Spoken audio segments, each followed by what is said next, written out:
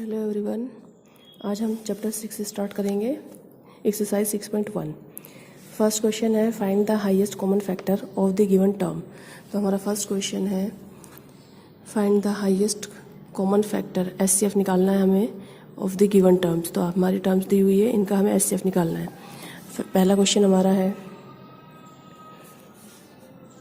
2x² and 24xy। तो यहाँ पर हम 2x के फैक्टर कर लेंगे, मतलब इसको ऐसे हमें प्राइम फैक्टराइजेशन करना है कि आगे और कोई टुकड़े उसके ना हो सके। ऐसे ही 24xy को हमें डिवाइड फैक्टराइज कर लेना है। 24 को हम करेंगे 2 to the 4 और 4 3 जा 12, 12 2 जा 24। आप अपने अकॉर्डिंग कर लेना, इंटू x इंटू वाई। अब इनमें देखो आपका कॉमन क्या है, तो एचसीएफ आपका होगा जो इनमें कॉमन होगा। 2 दोनों में है तो 2 हो गया, x दोनों में है x हो गया। हमारा आंसर है 2x। ऐसे ही हम सारे क्वेश्चंस कर लेंगे। इसमें फोर्थ वाला पार्ट देख लीजिए इसका, 5a² minus 25 a⁴ and 100a। तो यहाँ आप 5 को क्या करोगे, इसको आप लिख सकते हो 5 इंटू a, 25 a⁴ को आप लिख सकते हो 5 into 5 into a into a into a into a। ऐसे आप 100a को लिख सकते हो 5 इंटू 5 इंटू 4 इंटू a। तो ये आप फैक्टराइज कर लेना इनको। अब आप कॉमन चीज़ें देखो, इसमें क्या है 5 5 5, तीनों में कॉमन क्या है हमारा 5 और a ठीक। तो ये हमारा हो गया एचसीएफ। कॉमन चीज़ें आपको निकाल कर लिख लेनी है सब में से, वो हमारा एचसीएफ हो जाएगा। अब हम करते हैं क्वेश्चन सेकंड, फैक्टराइज। अब यहाँ पर 2 टर्म्स आपको दी हुई है, आपको इनको पहले फैक्टर कर लेने हैं और फिर उसमें से कॉमन टर्म निकाल लेनी है। यहाँ हमने क्वेश्चन निकाल लिया है 3x प्लस, अब मैंने 42 को कर दिया है 2 इंटू 3 इंटू 7। इसको फैक्टराइज कर लिया है मैंने, इसके टुकड़े कर लिए हैं। अब इन दोनों में देखो क्या कॉमन है, 3 यहाँ पर भी है 3 यहाँ पर भी है, तो मैंने 3 बाहर ले लिया कॉमन। यहाँ क्या बचा ओनली x प्लस, और यहाँ क्या बचा 2 7 जा 14। तो ये हमारा आंसर हो गया। इसको कॉमन लेना भी कहते हैं, ठीक है, इसी को फैक्टराइज भी कह दिया इन्होंने। यहाँ भी सेम चीज़ करनी है आपको, इसको डिवाइड कर लो, तोड़ लो इसको, 2 इंटू 2 इंटू 2, 2 2 जा 4 2 जा 8 2 जा 16 इंटू m इंटू m।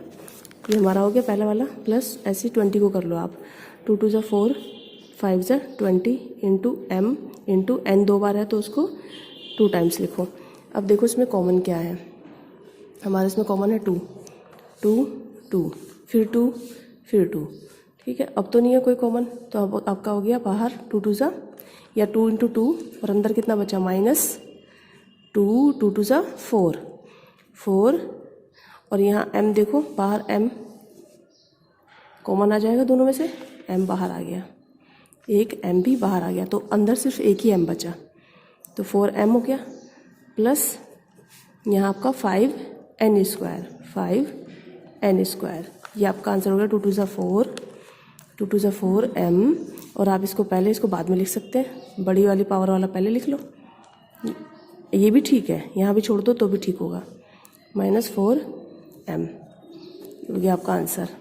अब आप थर्ड वाला क्वेश्चन देखिए।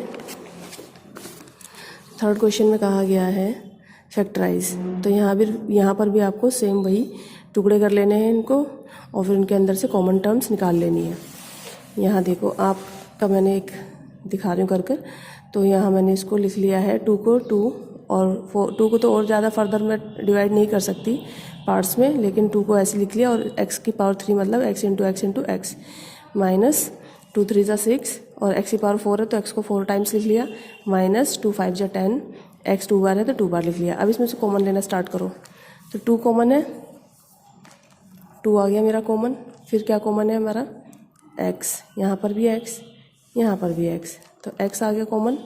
इसके बाद क्या कॉमन है हमारा, एक और x मिल जाएगा सब में से, ठीक है, उसमें से भी मिल गया था ना 2 2 2 2, तो 2 आ गया बाहर, तीनों टर्म में से 2 मिल गया। फिर तीनों टर्म में से x x x, तो x आ गया बाहर। अब एक और x मिल रहा है सारे टर्म में, यहाँ पर भी तो एक और x बाहर आ गया। अंदर कौन बचा, यहाँ पर तो 3 बाहर आ गए, सिर्फ x बचा, माइनस यहाँ कौन बचा 3 इंटू एक्स स्क्वायर, 3 बचा और 2 x बच गए, 3x स्क्वायर माइनस 5 बचा और तो कोई नहीं बचा, यहाँ पर 2 भी बाहर आ गया और ये दोनों बाहर आ गए। तो ये हमारा हो गया answer 2x square x minus 3x square minus 5।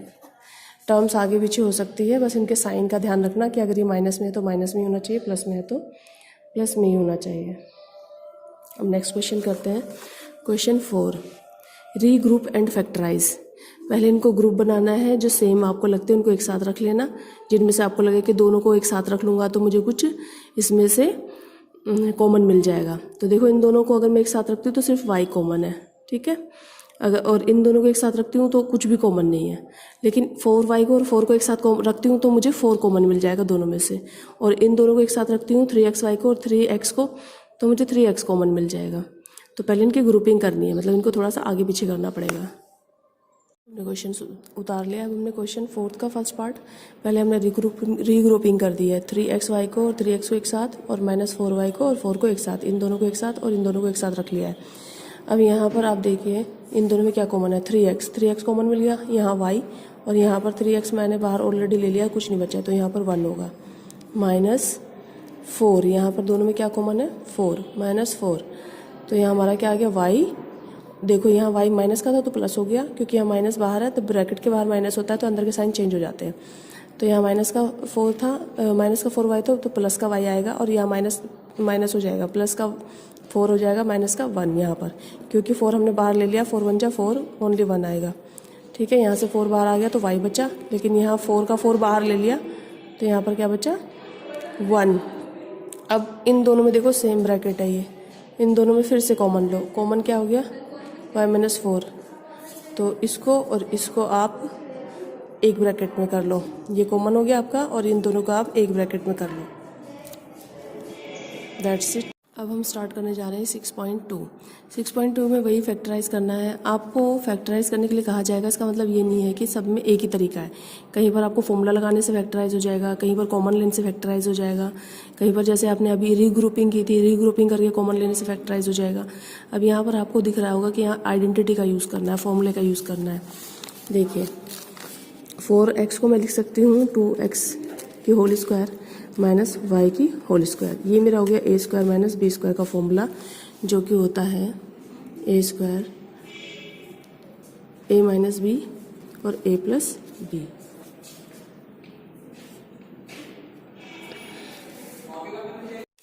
तो मैंने यहाँ पर फॉर्मूला अप्लाई करना है a माइनस बी और a प्लस बी का।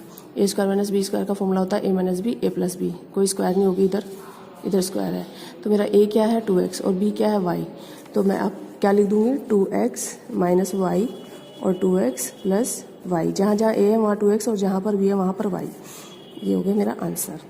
ऐसे ही आप नेक्स्ट वाला करेंगे, इसका second part 25a square b square minus 49x square y square. 25 को आप 5 लिख सकते हो और a b लिख सकते हो और बाहर स्क्वायर लगा सकते हो, 5 5 से 25 a square b square.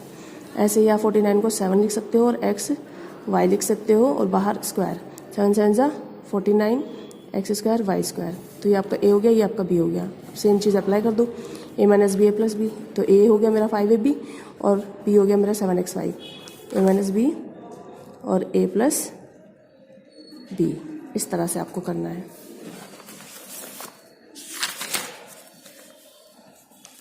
Next में भी आप ऐसे ही अप्लाई करेंगे, सेम थिंग।